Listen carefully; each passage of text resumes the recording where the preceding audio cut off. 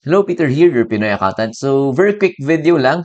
If may mga attachments kayo sa inyong 1701Q or yung first quarter na income tax returns niyo, yung deadline niyan is May 30 na.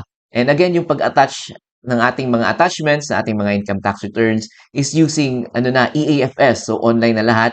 So, hindi niyo na kailangan pumunta sa inyong RDO. So, yung website again ng EAFS, ito, eafs.bir.gov.ph/EAFS. So, wag niyo kalimutan yung sa dulo, yung /EAFS. Because I tried using ito lang eafs.bir.gov.ph. Apparently, may error siya kung walang /EAFS. So, ito, once nakapag-login na kayo, if wala pa kayong account, ito na talaga, kailangan talaga yung gumawa ng account because ito lang talaga yung way for you to attach yung mga attachments or to submit yung mga attachments sa inyong mga income tax returns. So, gawa kayo ng accounts. It's very easy lang. So, ito, once nakapag-login kayo at mag-attach na kayo ng mga files, ito yung makita nyo na interface. So, pipiliin nyo muna yung period, first quarter, and the month. Ano ba yung end ng first quarter natin? January, February, March. Because we are calendar year. So, March yung ating month and the year, of course, 2026. So, pag na-input na ninyo ang period, month, and the year, ito yung lalabas ng mga upload boxes, the income tax return, and the tax credits 1, tax credits 2, tax credits 3, and the others. So, ano ba yung mga kailangan natin i-upload on each upload box? Ayan. So, ito yung mga kailangan natin i-upload. So, sa income tax return na upload box, again, kailangan nyo lang itong mag-upload if for example, ito sa income tax return, kailangan nyo i-attach yung filing reference if EFTS kayo and the email of the tax return receipt confirmation if EBIR form and the proof of payment. So, kailangan nyo lang i-attach yan kapag may other attachments kayo. So, this was clarified again sa BIR webinar. So, kapag may mga other attachments kayo, kagaya nung nasa baba, if may 2307 kayo, ayan, if may mga prior years excess credits kayo, and if amended return, ayan, kung may summary alpha list of withholding taxes kayo, yung confirmation receipt or the e-submission validation report, ayan, that is in relation dun sa 2307 nyo. So, kailangan yung mag-data entry and validation and yung data file, again, kailangan yung i-email dun sa e-submission if may mga 2307 kayo and if may mga tax debit memo and others na magsusupport sa inyong ITR. So kapag wala naman kayong other attachments, ayan, wala kayong 2307 for example, wala kayong mga excess credits, hindi nyo na kailangan i-attach yung inyong tax return receipt confirmation email tsaka yung proof of payment. So hindi nyo na kailangan mag-EAFS. So kailangan nyo lang mag-EAFS again if may mga other attachments kayo kagaya nung mga nabanggit natin, 2307, ayan, if may mga excess credits, if may amended return kayo, or yung may SALT kayo, and e-submission validation report. So, if wala naman, so hindi nyo na kailangan mag-EAFS. So, ayan. So, just quick ano lang, once nakapag-upload na kayo ng inyong mga files, ayan, lalabas itong reminder. Uploaded files will be encrypted. I-click nyo lang yung submit. And then, you will see itong statement of undertaking. I-click nyo lang yung accept na button until such time ito lalabas tong all files successfully uploaded. So I suggest ayan i-screenshot niyo na din 'yan so that may proof of proof na na-attach na ninyo yung mga attachments. Ayan, may transaction code din naman diyan. And then ayan, you will also receive an email naman din. So in case lang hindi kayo makapag-receive ng email, at least may screenshot kayo nitong successfully uploaded. Ayan. So, magsasample tayo if hindi nyo pa alam kung paano gumamit ng EAFS and mag-attach ng mga files. So, let's go to the website. Again, that is eafs.bir.gov.ph/EAFS. So, ito once nakapag-login na kayo, pupunta kayo dito sa file upload. So, kita nyo sa left side, may file upload dyan na menu. Click ninyo. Ayan, file upload. And then, so lalabas na itong interface niya kung saan makikita nyo yung mga upload boxes. So, before kayo mag-upload, piliin nyo muna yung period. Again, yung period natin is first quarter. And then, ano ba yung end ng first quarter? That is March. Ayan, March yan. And then the year, ayan, pipiliin natin is 2026. So, ayan, once nakapili na kayo ng period, month, and the year, ayan, ito na yung mga upload boxes in relation sa ating first quarter. So, ito yung mga if may mga files kayo na i-attach. So again, quick reminder, so dapat naka-PDF yung mga files natin. And then file size limit, ayan, malaki naman yung limit niya for per document is 4.8 GB. And then don't forget the required file name. So kailangan i-rename niyo yung mga PDF files nyo using this. Ito mismo yung i-copy and paste niyo sa mga files niyo. So kailangan yan yung gamitin nyo. Otherwise, pag hindi niyo yan ginamit, hindi niyo ma-upload yung mga files ninyo. So ito, let's start. So sa income tax return, again, example, may mga 2307 tayo. So kailangan natin i-upload yung ating email, tax return receipt confirmation email, and the proof of payment. So yung gagawin natin is, we can merge yung mga files natin into one PDF na lang so that mas madali natin i-upload. So papakita ko sa inyo. Ayan. So for example, may ano tayo dito, the ITR proof of payment and the tax return receipt confirmation email. So yung gagawin natin is, yung ginagawa ko is I go to the website na free lang naman, ilovepdf.com. And if may mga other website kayo na kung saan yung usual na ginagamit nyo, if may mga apps, software din kayo na pang merge ng PDF, you can use that. So dito sa website, again, ilovepdf.com. And then dito, piliin nyo is merge PDF.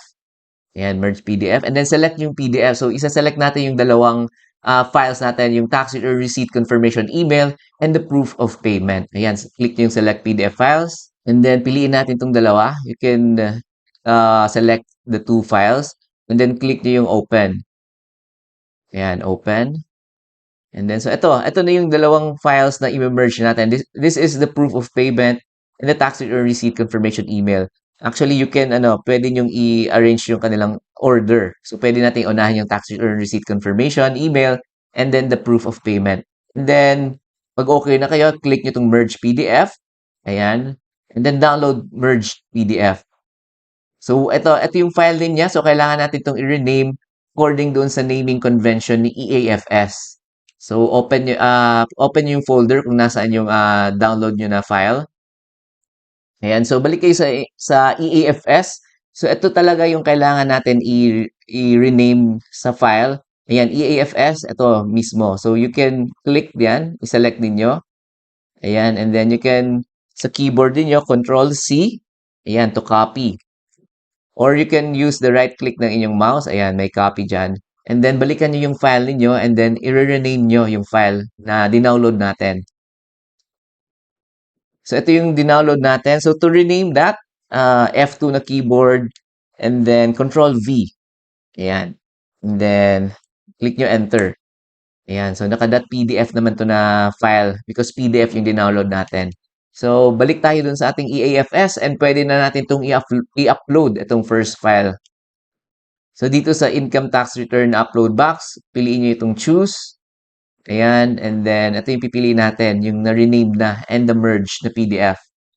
Ayan. Uploading file. Hintayin natin.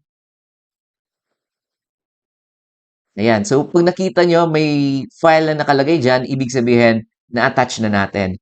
And then, next, yung mga tax credits. So, yung mga 2307 ninyo from your income payer, for example, may Shopee kayo, Lazada, and TikTok, pwede nyo again i-merge, iisang file lang, using the I Love PDF. So, ito yung mga 2307 natin. For the first quarter, ayan, pwede nyo i-select. Ayan. You can use the shift sa inyong keyboard so that masaselect nyo yung mga files. Ayan. Lazada, for example, and then shift. Press yung shift. Ayan. Steady lang yung shift sa inyong keyboard. Ayan. And then, click nyo itong open. Ayan. And then, ayan again, merge nyo lang. Merge, ganun din. Download. And then, i-rename natin yung na-download na file. So, yung file name for the tax credits, ayan, dito, piliin nyo tax credits, itong TCR. So, i-highlight niyo. Ayan, and then sa dulo, may XX yan. So, two-digit number. So, we will start with 01.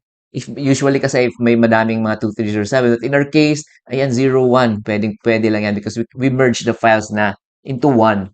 So, ito, Control-C, again, and then balik tayo dun sa ating na-merge na PDF. So, itong na-merge na PDF, again, F2, and then Control-V. Ayan. And then yung sa dulo, again, gawin nating 01. Ayan. And balik tayo sa EAFS and pwede na natin itong i-upload. Ayan, sa EAFS, dito tayo sa tax credits 1. Ayan. And then ito, yung na-rename na natin, yan yung i-upload natin. Hintayin natin. Ayan. So, successfully, na ano natin, na-attach na natin. But hindi pa to natin nasasubmit. Kailangan pa natin i-click yung submit na button. So, tax credits 2, wala pa tayo niyan. I mean, hindi natin kailangan yan. And that's 3, hindi din. So, sa others, yung others natin, kailangan natin i-attach yung summary alpha list of withholding taxes na e-submission validation report. So, puntahan natin yung ating file. Ayan. So, sa others natin, ayan. So, iisa lang yung file natin, PDF file na to. Print ko lang from our email.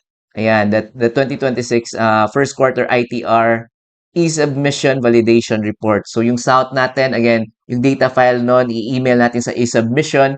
Ayan, and then we will receive yung first is the confirmation email na na-receive na nila, and the second is the e-submission validation report. So yung other taxpayers hindi nakakatanggap ng e-submission validation report. So according sa BIR, pwede na yung first email or yung automated na tax return, automated na acknowledgement receipt na nakapag-submit kayo ng inyong data file for your summary alpha list of withholding taxes or yung 2307 ninyo. So ito, since iisang file lang to, hindi na natin kailangan i-merge because iisang file lang siya. Yung gagawin natin is, i-rename lang to natin according dun sa naming convention ng EAFS. So for the others na file, ito yung kailangan natin na file name. Ayan. EAFS and then ayan, Control C. And then balikan natin yung ating PDF file. And then F2 or pwede din right click ninyo. And then show more options. Ayan. And then rename. So kung hindi nag-work yung F2, pwede din yung long cut. And then Control V. Ayan. And then we're done. So kailangan natin to i-upload again dun sa upload box. Ayan. So dito tayo sa others. Choose. And then dito tayo sa others. Ayan. Ito yung others natin. So i-double click ninyo. Ayan. Uploading file. So ayan. So tatlo yung ating files na in-upload for our EAFS. For the income tax return na upload box. Ayan. The tax credits and the others. So next natin ito is submit na. Ayan. Ayan, so statement of undertaking. So, i-click nyo lang yung accept. And then, until such time na lalabas na yung successfully uploaded na yung mga files ninyo. So, ayan, pag in-accept nyo yung statement of undertaking, ayan, makikita nyo itong file upload. All files successfully uploaded. And then, you will also receive itong e-submission upload were received sa inyong email. Ayan. So, ito yung example. So, ayan, so i-screenshot nyo again itong transaction code na successfully uploaded because some other taxpayers is hindi nakaka-receive nitong sa email. So, proof na itong mismo itong screenshot ng all files successfully uploaded. Ayan. So, yun lang itong video for today. Ayan, we just talked about itong attachments sa inyong 1701Q or the first quarter income tax return attachments ninyo. Again, yung deadline is May 30, 2026. So, ayan. So, EAFS lang, online, hindi na pwede mag-submit sa RDO manually. So, online lahat. And kailangan nyo lang mag-submit ng attachments if ever, ayan, may other attachments kayo. Kagaya ng 2307, ayan, yung Summary Alpha List of Withholding Taxes, e-submission validation report. And if wala naman kayong other attachments, example, ano lang kayo, tax return receipt confirmation email, and the proof of payment, ayan, hindi nyo na kailangan mag-EAFS. So, ayan. So, again, thank you very much for watching. If may mga tanong kayo, just comment down below. And if you would want to download, may mga files tayo, you can go to our website, www.pinoyaccountant.com/download. And if you would want to help support our channel, ayan, our website, go to www.pinoyaccountant.com/donate. Again, super thank you sa mga nag-like, sa mga nag-subscribe, sa mga nag-comment. Ayan, thank you very much. And I'll do my best to answer all your questions. Again, thank you and I'll see you in our next videos.